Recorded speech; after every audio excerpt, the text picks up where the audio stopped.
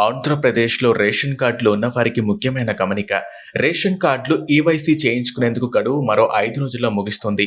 రాష్ట్ర వ్యాప్తంగా ప్రతి ఒక్కరూ ఖచ్చితంగా ఈకేవైసీ పూర్తి చేయాలని అధికారులు సూచిస్తున్నారు.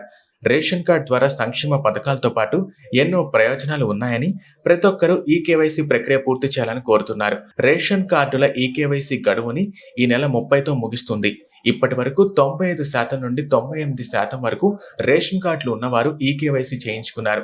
ఇంకా చేయించుకోని వారు వెంటనే చేయించుకోవాలని అధికారులు సూచిస్తున్నారు. ఈకేవైసీ పూర్తి చేయడం ద్వారా అసలైన లబ్ధిదారులను గుర్తించాలని ప్రభుత్వం భావిస్తోంది. 5 ఏళ్లలోపు పిల్లలకు, 80 ఏళ్లు పైబడిన వృద్ధులకు ఈకేవైసీ నుంచి మినహాయింపు ఉంది. గడువు నాటికి 100% ఈకేవైసీ పూర్తి చేయాలని పౌర సరఫరాల అధికారులు భావిస్తున్నారు. అయితే గతంలో చాలా మంది అనర్హులకు రేషన్ కార్డులు వచ్చాయనే ఆరోపణలు ఉన్నాయి. అంతేకాదు, రేషన్ కార్డులో ఉన్న కొందరు చనిపోగా వారి పేర్లను కూడా తొలగించలేదు. దీనివల్ల చాలా నష్టం జరుగుతుందని ప్రభుత్వం భావిస్తోంది. అదే బయోమెట్రిక్ అంటే ఈకేవైసీ నమోదు పూర్తయితే అసలైన లబ్ధిదారులకు మాత్రమే రేషన్ అందుతుందని అధికారులు పేర్కొన్నారు. ఒకవేళ ఎవరైనా రేషన్ కార్డుల ఈకేవైసీని నిర్లక్ష్యం చేస్తే కార్డు రద్దవుతుందన్నారు. కాబట్టి రేషన్ కార్డు లబ్ధిదారులు తప్పనిసరిగా ఈకేవైసీ పూర్తి చేయాలని కోరుతున్నారు. కేంద్రం రేషన్ కార్డుల ఈకేవైసీ ప్రక్రియను చేపట్టింది. ఈ మేరకు అన్ని రాష్ట్రాల మరియు కేంద్రపాలిత ప్రాంతాల్లో రేషన్ కార్డులు ఉన్నవారు ఈకేవైసీని పూర్తి చేయాలని ఆదేశించారు. ఆహార భద్రతా చట్టం కింద పంపిణీ అవుతున్న నిత్యావసర సరుకుల సబ్సిడీలో పారదర్శకత, సబ్సిడీ సజావుగా కేటాయించడానికి ఈకేవైసీ ప్రక్రియ తప్పనిసరి అని కేంద్రం తెలిపింది.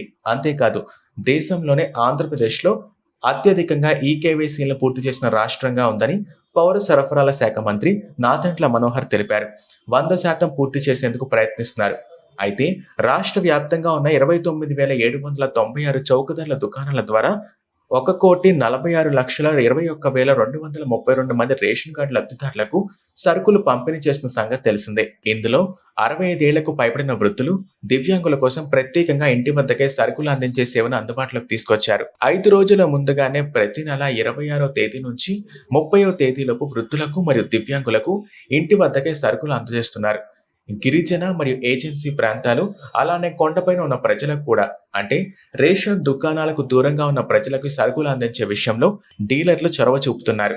అదనపు బాధ్యతల దృష్ట్యా కేంద్ర ప్రభుత్వం సహాయంతో కూటమి సర్కార్ డీలర్ల ఆదాయం పెంచేందుకు ఏర్పాట్లు చేస్తున్నారు. అదేవిధంగా ప్రతి రేషన్ షాప్ బయట స్టాక్ బోర్డ్, ఫీడ్బ్యాక్ కోసం క్యూఆర్ కోడ్తో కూడిన పోస్టర్ని ఈ నెల నుంచి అందుబాటులోకి ఉంచనున్నారు.